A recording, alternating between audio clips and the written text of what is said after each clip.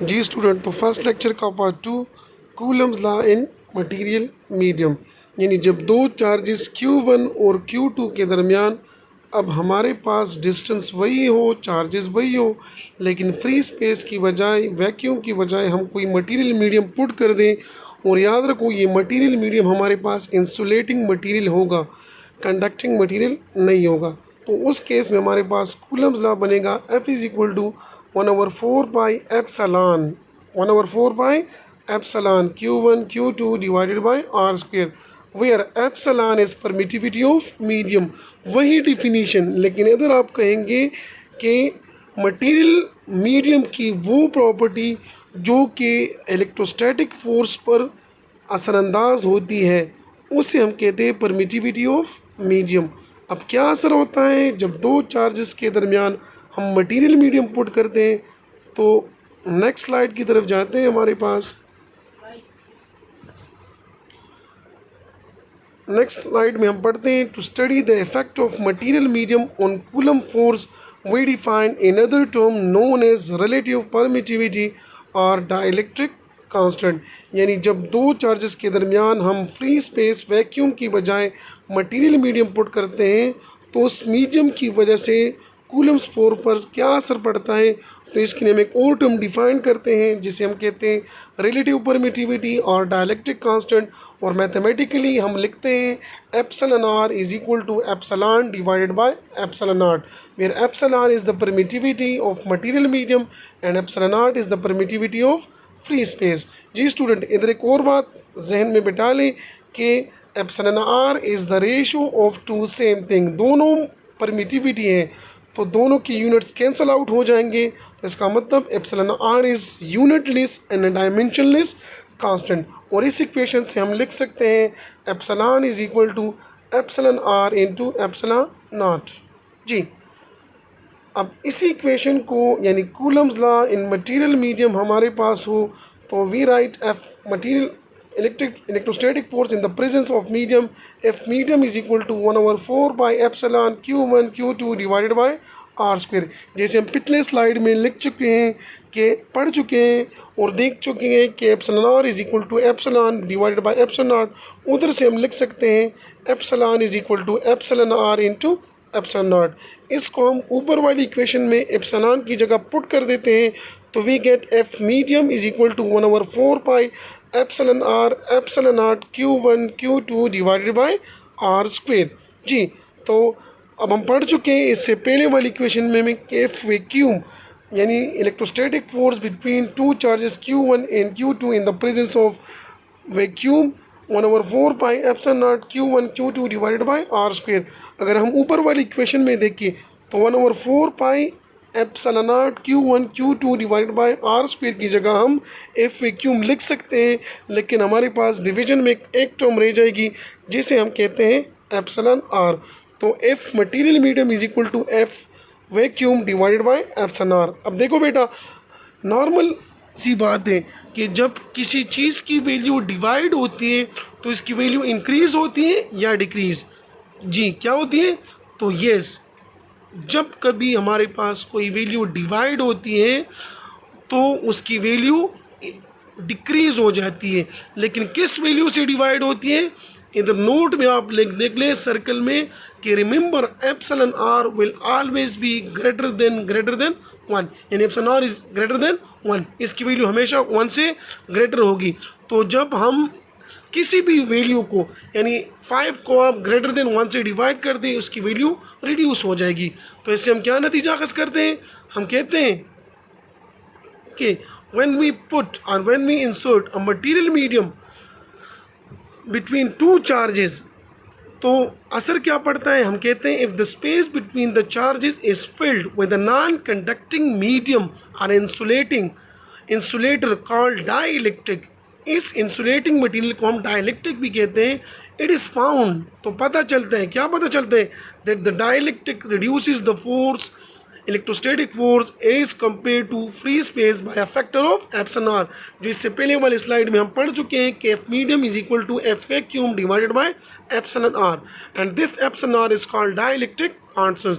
constant. It is denoted by epsilon r. This factor is also known as relative permittivity. It has different value for different dielectric materials. जी next अब हम पढ़ेंगे vector form of Coulomb's law और Coulomb's law in vector form. तो याद रखो ये चीज़ कि Coulomb force is a mutual force. What does mean by mutual force? तो that is if first charge is exerting force on second charge. अगर एक चार्ज दूसरे चार्ज पर फोर्स लगाती है then same force will be due to second charge on first charge. तो बिल्कुल वही फोर्स जो कि Q1 Q2 पर लगाता है तो Q2 भी Q1 पर वही लगाएगा इर्रेस्पेक्टिव ऑफ देयर मैग्नीट्यूड. यानी Q1 का मैग्नीट्यूड कितना है और Q2 का मैग्नीट्यूड कितना है इस पर कोई नहीं. अगर Q1 ज़्यादा हो और Q2 कम हो तो दोनों का फोर्स एक दूसरे पर इक्वल होगा. यानी हम कहते हैं कि दोनों चार्जेस अगर पॉजिटिव हो प्लस Q1 प्लस Q2 तो दोनों हमारे पास फोर्सेज जो होंगे वो रिपल्सिव होंगे F12 और F21. F12 हमारे पास वो फोर्स जो कि Q2 की वजह से Q1 पर लगता है और F21 हमारे पास वो फोर्स जो Q1 की वजह से Q2 पर लगता है. अब अगर दोनों चार्जेस हम अपोजिट रख दें यानी प्लस Q1 और माइनस Q2 तो दोनों एक दूसरे को अट्रैक्ट करेंगे. F12 is the force due to charge Q on Q1 and F21 is the force due to charge Q on charge Q2 due to charge Q1 on Q2.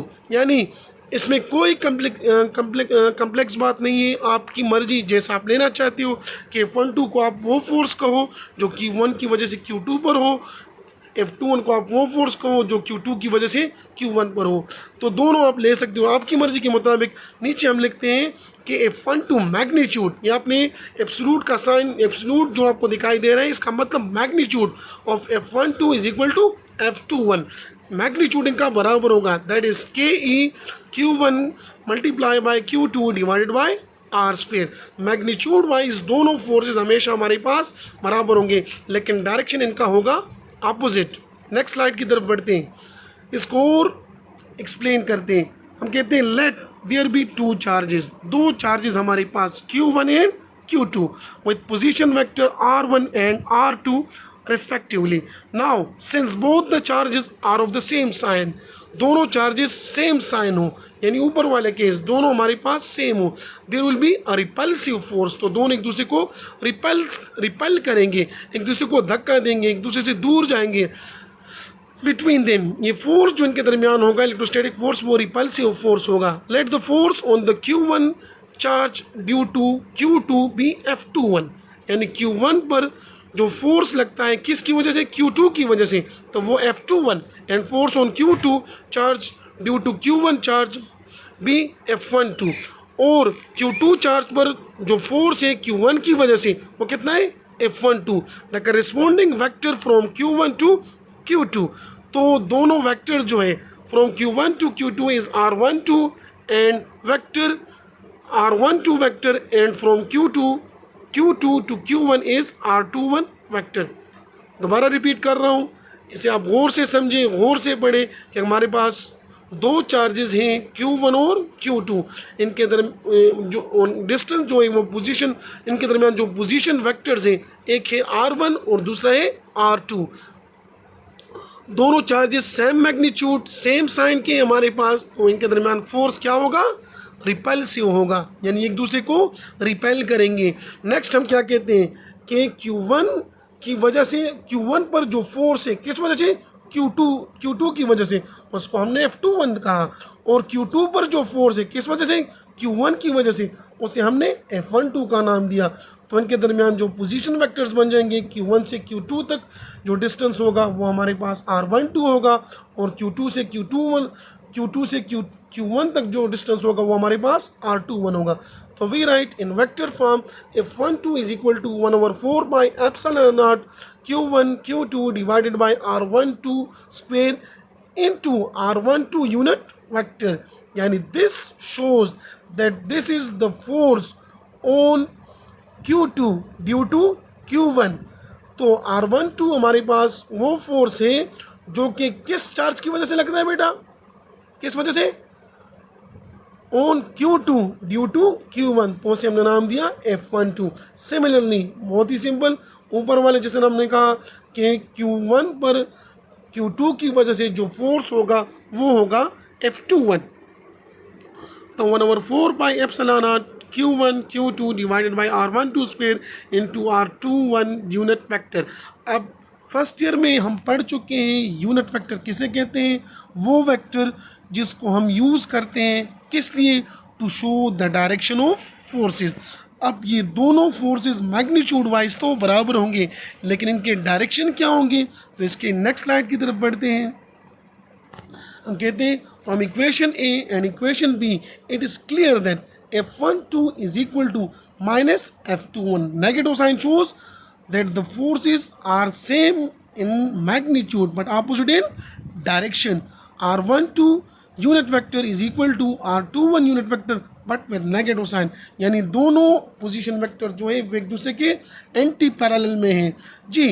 अब student F12 is equal to minus F21, इस तरह का equation आपको कुछ याद आ रहा है, ninth में भी पढ़ चुके हो, फर्स्ट में भी पढ़ चुके हो, वो क्या है, yes this is Coulomb Newton third law. तो हम कहते हैं the negative sign shows opposite direction but the magnitude of force is same. ये आपने ज़रूर याद रखना है, यानी अगर मैं इसके ऊपर एरो पुट ना करूं और लिख दूं F12 is equal to F21 तो ये ठीक रहेगा, लेकिन जब मैं उसके ऊपर वेक्टर एरो साइन पुट कर दूँ तो फिर होगा F12 is equal to minus F21, ये आपने याद रखना है। From above equation it is clear that Coulomb's law obeys Newton third law जी। तो this all about Coulomb's law. हम बढ़ते हैं लास्ट स्लाइड की तरफ और वो हमारे पास है limitation of Coulomb's law. What is limitation of Coulomb's law, तो number first it's only applicable for point charges at rest, कि ये सिर्फ हम उस वक्त अप्लाई कर सकते हैं कि जब चार्जेस हमारे पास हो पॉइंट और वो क्या हो, रेस्ट पर हो। Second, it's only applicable in those cases where inverse square law is obeyed, उधर अप्लाई होगा उन केसेस में जिधर इनवर्स स्क्वायर लॉ, यानी याद रखो आप लोग फर्स्ट टाइम में भी आपको बता चुका हूँ, दोबारा रिपीट कर रहा हूँ कि इनवर्स स्क्वायर लॉ उस लॉ को हम कहते हैं विच ओबेज 1/r² जी। थर्ड हमारे पास it is difficult to apply the Coulomb law when the charges are in arbitrary shape, यानी जब चार्जेस की शेप डिफरेंट हो, कूलम्स लॉ अप्लाई करते वक्त हमारे पास डिफरेंट एप्लीकेशन होगी, तो होगा हमारे पास क्या, hence we can not determine the value of distance R between the charges.